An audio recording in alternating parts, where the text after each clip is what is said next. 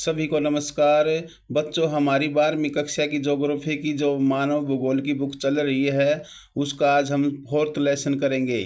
ये जो पाठ है प्राथमिक क्रियाएं, सभी प्रकार की जो भर्ती परीक्षाएं होती हैं उनमें यहाँ से प्रश्न आते हैं। इम्पोर्टेंट ये लेसन है, इस वीडियो को अंत तक देखना। पहला क्वेश्चन है, निम्नलिखित में से कौन सी रोपण कृषि नहीं है? तो इनमें से रोपण कृषि कौन सी नहीं है? गेहूं की जो कृषि है वो रोपण कृषि नहीं है। सी ऑप्शन इसका बिल्कुल सही है, गेहूं की कृषि रोपण नहीं है। जबकि कॉफ़ी, गन्ना और रबड़ ये तीनों प्रकार की जो फसलें हैं ये रोपण कृषि में आती हैं, जबकि गेहूं कृषि रोपण कृषि में नहीं आती है। अगला प्रश्न देखिए, निम्नलिखित में से किस देश में सहकारी कृषि खेती सबसे सफल प्रयोग थी? यानी कि जो सहकारी कृषि है वो सबसे अधिक सफल किस देश में रही है? तो डेनमार्क में रही है। तो इसका बी ऑप्शन बिल्कुल सही है, डेनमार्क। अगला प्रश्न देखिए, फूलों की कृषि कहलाती है। फूलों की कृषि क्या कहलाती है? फूलों की कृषि पुष्पोत्पादन कहलाती है। तो डी ऑप्शन इसका बिल्कुल सही है। ये प्रश्न इम्पोर्टेंट प्रश्न है, कई बार ये बोर्ड की परीक्षा में आया हुआ है, इसको नोट कर लेना बच्चों कि फूलों की कृषि को पुष्पोत्पादन कृषि या फ्लोरिकल्चर कहा जाता है। अगला प्रश्न देखिए, निम्नलिखित में से कौन सी कृषि के प्रकार का विकास यूरोपियन उपनिवेश समूह द्वारा किया गया है? तो ये रोपण कृषि है। डी ऑप्शन इसका बिल्कुल सही है, इसका उत्तर आएगा रोपण कृषि। अगला प्रश्न देखिए, अगला प्रश्न है, निम्नलिखित में से किस क्षेत्र में विस्तृत वाणिज्यिक अनाज कृषि नहीं की जाती? तो वो कौन सा प्रदेश है जहां पर विस्तृत वाणिज्यिक अनाज कृषि नहीं की जा सकती? तो वो कौन सा है? Amazon basin. डी ऑप्शन इसका बिल्कुल सही है। अमेजन जो नदी है उसके आसपास दलदली इलाका है, उस दलदली इलाके में हम वहां पर अनाज की खेती नहीं करते। अमेजन बेसिन में अधिक सघन वन है जिस कारण से वहां पर अनाज की खेती नहीं की जा सकती। अगला प्रश्न देखिए, निम्नलिखित कृषि के प्रकारों में से कौन सा प्रकार कर्तन दहन कृषि का प्रकार है? यानी कि काटो और जलाओ की कृषि कौन सी है? तो वो है आदिकालीन निर्वाह कृषि। तो बी ऑप्शन इसका बिल्कुल सही है। आदिकालीन निर्वाह कृषि जो है उसको कर्तन दहन कृषि भी कहते हैं। इसको झूमिंग कृषि भी कहा जाता है भारत के उत्तर पूर्वी भागों में। अगला प्रश्न देखिए, अगला प्रश्न है, निम्नलिखित में से कौन सी एकल कृषि नहीं है? तो एकल कृषि कौन सी नहीं है? देखिए, डेयरी कृषि भी एकल कृषि है, रोपण कृषि भी एकल कृषि है। तो मिश्रित कृषि है वो एकल कृषि नहीं है। मिश्रित कृषि में क्या होता है कि फसल बोने के साथ साथ पशु भी पाले जाते हैं, तो ये एकल कृषि में नहीं आती है। मिश्रित कृषि क्या है? एकल कृषि नहीं है। इसमें फसल बोने के साथ साथ पशु भी पाले जाते हैं। बी ऑप्शन इसका बिल्कुल सही है। अगला प्रश्न देखिए, फलों व सब्जियों की कृषि को क्या कहा जाता है? फलों और सब्जियों की जो कृषि है उसको ट्रक कृषि कहते हैं, ट्रक फार्मिंग कहते हैं इसको। बी ऑप्शन इसका बिल्कुल राइट है। ट्रक कृषि क्या होती है? नगरों के आसपास जो सब्जियां फल उगाते थे उनको ट्रकों में लाद करके नगर तक लाया जाता था, जिस कारण से फल और सब्जियों की कृषि को ट्रक कृषि का नाम दे दिया गया है। अगला प्रश्न देखिए, अगला प्रश्न है, गहन निर्वाह कृषि कितने प्रकार की होती है? तो गहन निर्वाह कृषि जो है वो 2 प्रकार की होती है। सी ऑप्शन इसका बिल्कुल सही है। मैं आपको बता देता हूँ 2 प्रकार कौन कौन से हैं। देखिए, एक तो होती है गहन चावल निर्वाह कृषि, दूसरी चावल रहित निर्वाह कृषि। जो चावल रहित निर्वाह कृषि है इसमें गेहूं आदि बोए जाते हैं। अगला प्रश्न देखिए, अगला प्रश्न भी इम्पोर्टेंट प्रश्न है भैया। अगला प्रश्न देखिए, अगला प्रश्न है, कालाहारी के आखेटक संग्रह को क्या कहते हैं? कालाहारी के जो आखेटक हैं, जो शिकार करने वाले जो लोग हैं और जो संग्रहण कलेक्टिंग करते हैं उनको क्या कहते हैं? उनको शान कहते हैं। कालाहारी के शान प्रसिद्ध हैं, ये ध्यान रखना है। तो इसका सी ऑप्शन बिल्कुल सही है। कालाहारी के आखेटक संग्रह को शान के नाम से पुकारा जाता है, इनको शान कहते हैं। अगला प्रश्न देखिए, अफ्रीका के आखेटक संग्रह को किस नाम से जाना जाता है? तो अफ्रीका के पिग्मी। अफ्रीका के जो आखेटक और संग्राहक हैं उनका नाम है पिग्मी। तो डी ऑप्शन इसका बिल्कुल सही है। पिग्मी बोलते हैं अफ्रीका के शिकार करने वाले जो लोग हैं और कलेक्टिंग करते हैं वस्तुओं को, उसको पिग्मी कहते हैं। अगला प्रश्न देखिए, अगला प्रश्न है, दक्षिण भारत के आखेटक संग्रहक को किस नाम से जाना जाता है? तो पालियान के नाम से जाना जाता है। इसका बी ऑप्शन बिल्कुल सही है, पालियान। पालियान कहते हैं दक्षिण भारत के आखेटक और संग्रहक को। क्या कहा जाता है बच्चों? पालियान। अगला प्रश्न देखिए, पिंटूपी। पिंटूपी आखेटक संग्राहक किस देश से संबंधित हैं? तो पिंटूपी जो आखेटक संग्राहक हैं ये ऑस्ट्रेलिया से संबंधित हैं। तो पिंटूपी आखेटक संग्राहक ऑस्ट्रेलिया के हैं। ए ऑप्शन इसका बिल्कुल सही है, पिंटूपी आखेटक संग्राहक ऑस्ट्रेलिया। अगला प्रश्न देखिए, अगला प्रश्न है, लेब्राडोर के आखेटक संग्राहक को किस नाम से जाना जाता है? तो लेब्राडोर के आखेटक संग्राहक को इन्नू कहते हैं, इन्नू। तो ए ऑप्शन इसका बिल्कुल सही है, लेब्राडोर के आखेटक संग्राहक को इन्नू कहा जाता है। अगला प्रश्न देखिए, मानव की प्राचीनतम क्रिया कौन सी है? यानी कि मानव ने सबसे पहले कौन सी क्रियाकलाप किया था, कौन सी क्रिया की थी? तो एकत्रीकरण किया था। सी ऑप्शन इसका बिल्कुल सही है, एकत्रीकरण यानी कि संग्रहण, कलेक्टिंग बोलते हैं इसको। जंगलों में वह एकत्रीकरण करता था। एकत्रीकरण यानी कि इकट्ठा करना वस्तुओं को, फल है कोई पत्ता है उसको इकट्ठा करके फिर उससे अपना पेट भरता था। तो सबसे पहले जो मानव की प्राचीनतम क्रिया थी वो एकत्रीकरण थी। सी ऑप्शन इसका बिल्कुल सही है। अगला प्रश्न देखिए, अगला प्रश्न है, हिमालय के उच्च पर्वतीय क्षेत्रों में पाए जाने वाला प्रमुख जानवर कौन सा है? तो हिमालय के जो उच्च पर्वतीय क्षेत्र हैं वहां पर याक पाया जाता है, याक। बी ऑप्शन इसका बिल्कुल सही है, याक हिमालय के पर्वतीय क्षेत्रों में पाए जाने वाला एक जानवर है, याक। अगला प्रश्न है, उत्तर पूर्वी भारत में स्थानांतरित कृषि को किस नाम से जाना जाता है? देश के जो उत्तर पूर्वी इलाके हैं, नागालैंड, मणिपुर, मिजोरम, त्रिपुरा, यहाँ पर जो स्थानांतरित कृषि की जाती है उसको झूमिंग कृषि के नाम से पुकारते हैं। तो सी ऑप्शन इसका बिल्कुल सही है, झूमिंग कृषि। अगला प्रश्न देखिए, अगला प्रश्न है, मलेशिया में स्थानांतरित कृषि को किस नाम से जाना जाता है? मलेशिया में जो स्थानांतरित कृषि है उसको किस नाम से जाना जाता है? तो लदान के नाम से जाना जाता है, लदान। क्या कहते हैं बच्चों? लदान कहते हैं। मलेशिया में स्थानांतरित कृषि को लदान कहा जाता है। तो सी ऑप्शन इसका बिल्कुल सही है। अगला प्रश्न देखिए, निम्नलिखित में से कौन सी स्थानांतरित कृषि नहीं है? यानी कि इनमें से चार ऑप्शन दे रखे हैं, इनमें से कौन सी स्थानांतरित कृषि नहीं है? तो रेशम की जो कृषि है वो स्थानांतरित कृषि नहीं है। डी ऑप्शन इसका बिल्कुल सही है। जबकि देखिए झूमिंग कृषि भी स्थानांतरित कृषि है, रोका कृषि भी स्थानांतरित कृषि है और चैनगिन कृषि भी क्या है? स्थानांतरित कृषि है। इसमें झूमिंग देश के उत्तर पूर्वी इलाकों में, रोका ब्राजील में, चैनगिन ये फिलीपींस में इसको स्थानांतरित कृषि को कहा जाता है, चैनगिन। तो इसका सही उत्तर क्या आएगा बच्चों? स्थानांतरित कृषि नहीं है पूछ रखा, तो रेशम की कृषि, इसका डी ऑप्शन बिल्कुल सही है। अगला प्रश्न देखिए, अगला प्रश्न है, निम्नलिखित में से कौन सी खाद्य फसल नहीं है? तो इसमें कौन सी खाद्य फसल नहीं है? तो कपास जो है वो खाद्य फसल नहीं है, क्योंकि कपास जो है वो एक व्यापारिक फसल है, वाणिज्यिक फसल में आती है कपास। गेहूं भी खाद्य फसल है, चावल भी खाद्य फसल है और आलू भी खाद्य फसल है।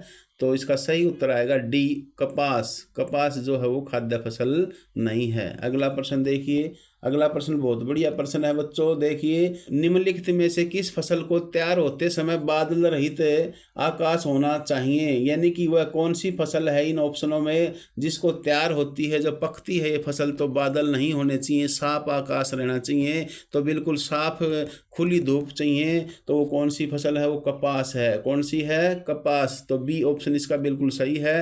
कपास की फसल को जब तैयार होती है, कपास की फसल, तो आकाश बादल रहित होना चाहिए, यानी कि बिना बादल का आकाश होना चाहिए, साफ आकाश होना चाहिए, खुली धूप होनी चाहिए। और खुली धूप से कपास ज़्यादा फूलती है और पैदावार जो है अधिक होती है। अगला प्रश्न देखिए, अगला प्रश्न है, गहन निर्वाह कृषि की मुख्य फसल कौन सी है? तो गहन निर्वाह कृषि की मुख्य फसल है चावल। कौन सी है बच्चों? चावल। डी ऑप्शन इसका बिल्कुल सही है।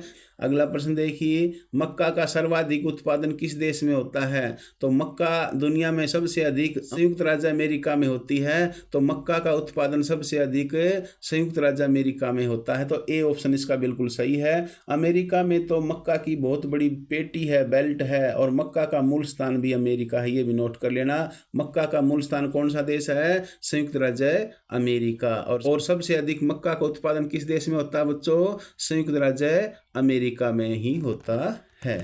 अगला प्रश्न देखिए, अगला प्रश्न है, निम्नलिखित में से कौन सी फसल उष्णकटिबंधीय क्षेत्रों में उगाई जाती है? उष्णकटिबंधीय क्षेत्रों में उगाए जाने वाले इन 4 ऑप्शनों में कौन सी फसल है बच्चों? गन्ना। जो गन्ना है वो उष्णकटिबंध का पौधा है, जबकि गेहूं, चकुंदर और आलू जो है वो शीतोष्ण कटिबंध के फसल हैं, शीतोष्ण कटिबंध की कृषि है। तो इसका सही उत्तर आएगा गन्ना। सी ऑप्शन बिल्कुल सही है, यानी कि गन्ना जो है वो उष्णकटिबंध की फसल है। अगला प्रश्न देखिए, अब हम एक शब्द के उत्तर वाले प्रश्नों को करेंगे।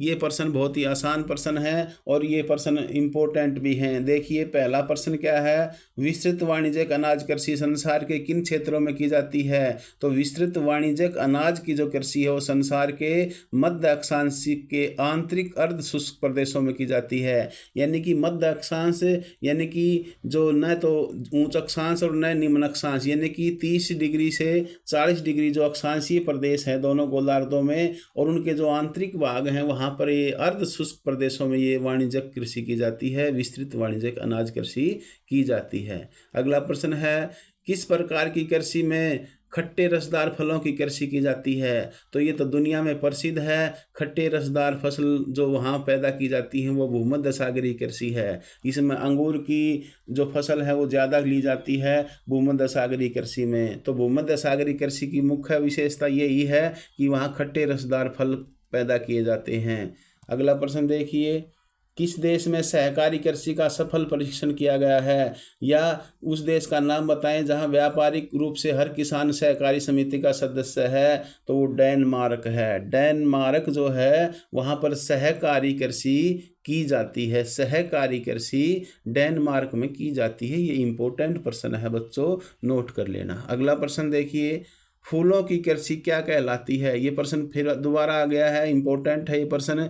फूलों की कृषि को पुष्पोत्पादन कहते हैं, यानी कि फ्लोरिकल्चर कहा जाता है फूलों की कृषि को। आपका जो पेपर होगा उसमें हिंदी और इंग्लिश दोनों प्रकार के माध्यम हैं। कई शब्द ऐसे हैं जो हिंदी में नहीं समझ में आएंगे तो इंग्लिश में समझ में आ जाते हैं। तो पुष्पोत्पादन यानी कि फ्लोरिकल्चर, फ्लोरिकल्चर। अगला प्रश्न है, सब्जियों की कृषि को क्या कहते हैं? तो सब्जियों की कृषि को ट्रक कृषि कहते हैं, ट्रक फार्मिंग कहा जाता है। फल और सब्जियों की कृषि को ट्रक कृषि कहा जाता है। ये ट्रक कृषि यूएसए की देन है, यूएसए द्वारा ये ट्रक कृषि शुरू की गई थी। अगला प्रश्न देखिए, अगला प्रश्न है, मलेशिया में स्थानांतरित कृषि को किस नाम से जाना जाता है? तो मलेशिया में जो स्थानांतरित कृषि है इसको लदांग कहा जाता है।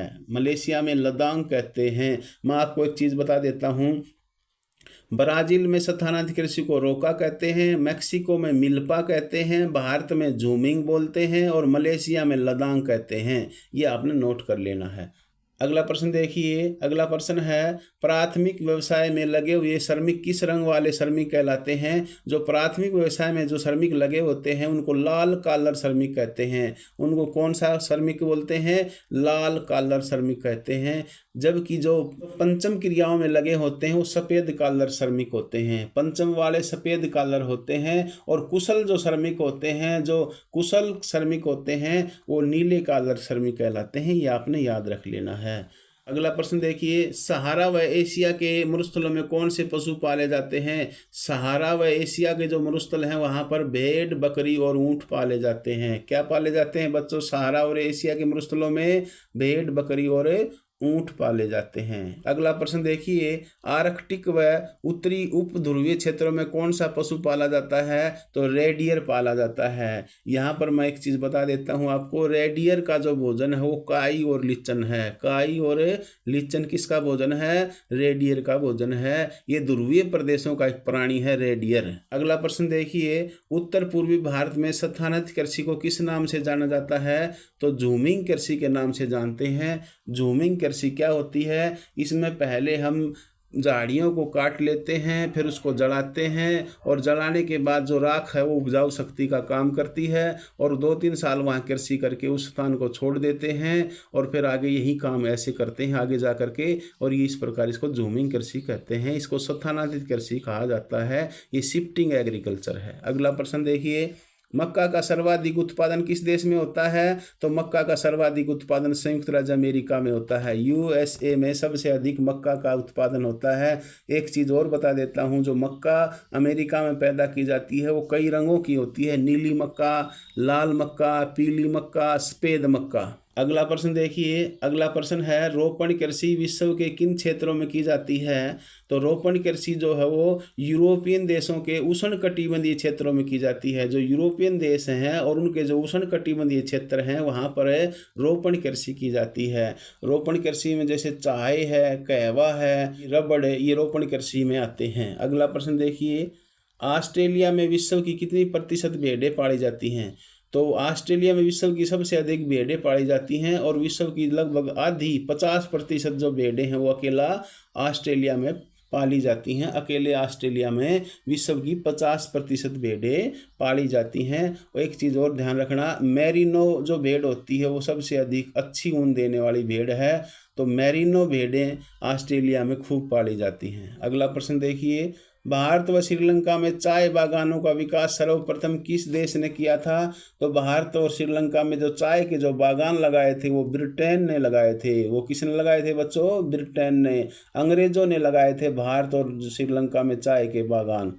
अगला प्रश्न है, आदिम कालीन मानव के 2 क्रियाकलाप बताएं। तो आदिम कालीन मानव के जो क्रियाकलाप थे वो आखेट और भोजन को इकट्ठा करना, आखेट शिकार करना और भोजन को संग्रहण करना, कलेक्टिंग करना और हंटिंग और कलेक्टिंग कार्य थे। आखेट और भोजन का संग्रहण करना ये मानव के प्राथमिक कार्य थे सबसे पहले। अगला प्रश्न देखिए, भूमध्य सागरीय कृषि की मुख्य फसल क्या है? तो भूमध्य सागरीय की कृषि की मुख्य फसल है अंगूर की फसल। खट्टे रसदार फल वहाँ उगाए जाते हैं, तो मुख्य है अंगूर की फसल। अगला प्रश्न है, चावल की फसल बोने की कोई 2 विधियां बताएं। तो चावल की जो फसल हम बोते हैं वो 2 प्रकार से बो सकते हैं, एक तो चावल को छिड़क करके और एक उसको प्रतिरोपण करके। प्रतिरोपण में पहले उसकी प्योद तैयार करते हैं, फिर दूसरे स्थान पर उसको रोपा जाता है, यह प्रतिरोपण विधि है। छिड़क करके उसके बीज छिड़क दिए जाते हैं जिससे भी चावल आजकल पैदा किया जाता है। अगला प्रश्न है, वाणिज्यिक फसलों के कोई 2 उदाहरण दीजिए। वाणिज्यिक यानी कॉमर्शियल जो फसलें हैं जैसे रबड़ है, कपास है, जूट है, गन्ना है, ये क्या हैं? वाणिज्यिक फसलों में गिनी जाती हैं। तो आज का हमारा जो लेसन था प्राथमिक क्रियाएं, ये हमने कंप्लीट कर लिया। इसके सभी छोटे प्रश्न जो इम्पोर्टेंट थे वो मैंने करवा दिए। ये जो प्रश्न हैं काफ़ी महत्वपूर्ण हैं। आप किसी भी टेस्ट में बैठोगे, कोई भी प्रतियोगिता दोगे, आप चाहे दिल्ली पुलिस है, हरियाणा पुलिस है, सीईटी है, सीटेट है, एचटेट है, उसमें ये प्रश्न यहाँ से आते हैं। तो आपने वीडियो देखी, इसके लिए आपका धन्यवाद। यदि आपको वीडियो अच्छी लगी हो तो इसको लाइक करना, शेयर करना और अभी तक चैनल को सब्सक्राइब नहीं किया है तो प्लीज़ इसको सब्सक्राइब करना। जय हिंद, जय भारत।